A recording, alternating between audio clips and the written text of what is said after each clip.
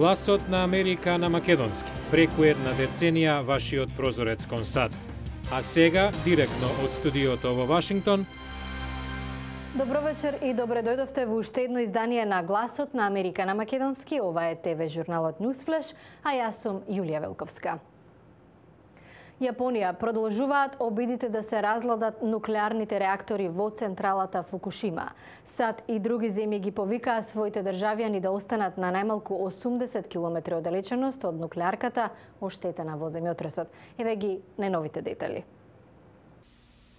Голем број земји започнаа да го евакуираат персоналот на своите амбасади во Јапонија. Председателот Барак Обама во телефонски разговор со јапонскиот премиер Наото Кан ја подвлекол храброста на јапонскиот народ и ја повторил понудата за помош во олеснување на последиците од земјотресот и надминување на нуклеарната криза. Советот за безбедност на Обединетите нации денес расправа за резолуција за зона на забрането летање над Либија, додека силите лојални на либискиот водач Муамар Гадафи продолжуваат да ги бомбардираат позициите на опозицијата. Американската државна секретарка Хилари Клинтон се надева дека за резолуцијата ќе се гласа уште денес. Директорот на Американската агенција за меѓународен развој USAID, Раджив Шах, предупреди дека буџетското скратување од $120 милиони што го предложија републиканците би било апсолутно разорно. Републиканците наведуваат дека не има намера да ја прекинат помошта за странство, но дека луѓето треба да разберат дека САД немаат пари.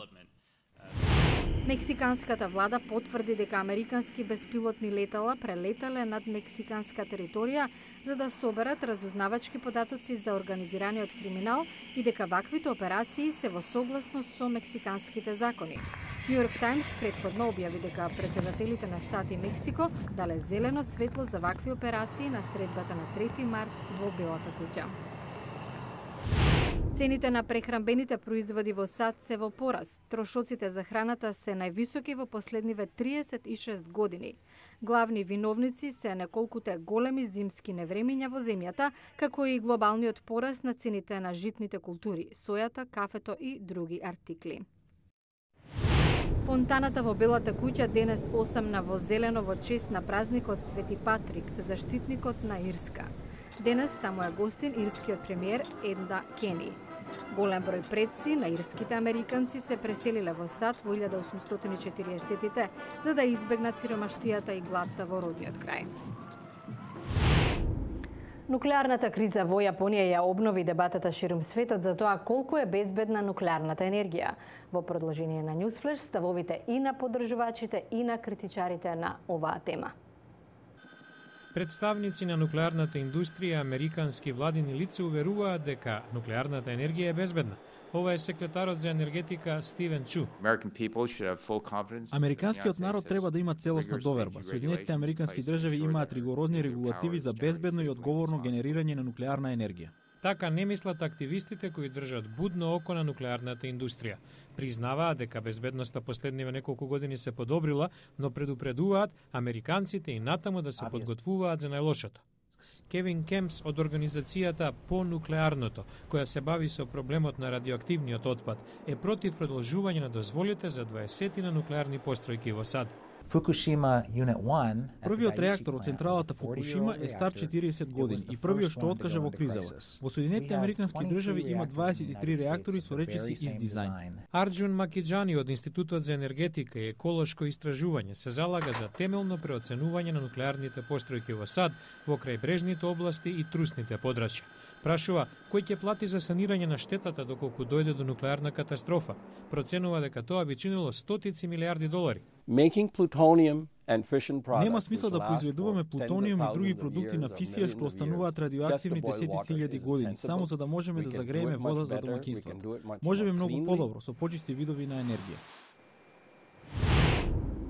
Опасноста од радиација по земјотресот во Јапонија го сврти вниманието и на тоа кое ниво на зрачење при лекарските прегледи е безбедно.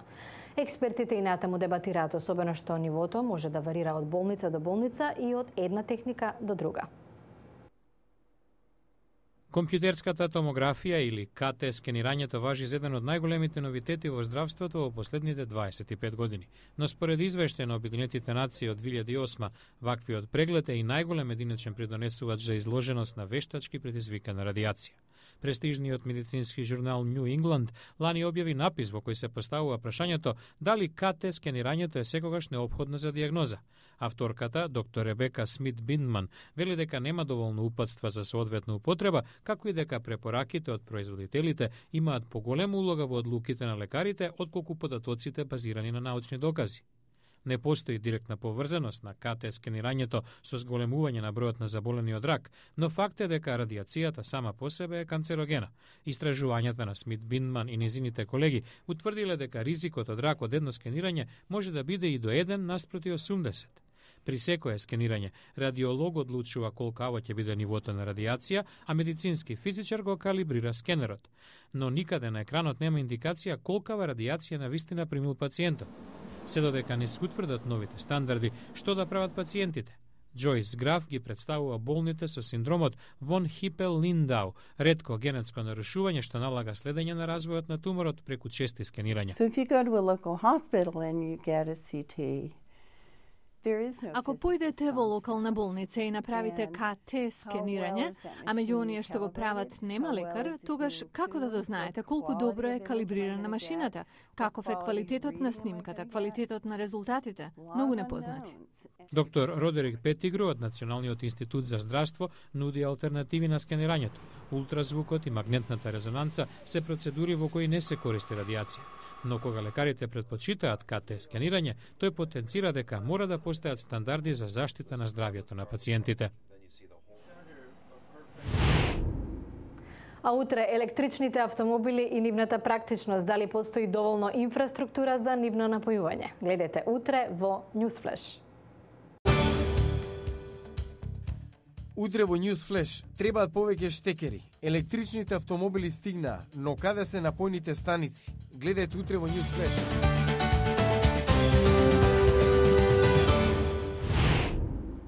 Од студиото во Вашингтон ова беше Newsflash на Гласот на Америка на македонски. Јас сум Јулија Велковска. За најнови содржини појдете на нашата веб страница glasnaamerika.com. Ви благодарам на вниманието, пријатна вечер и гледајте ни утре.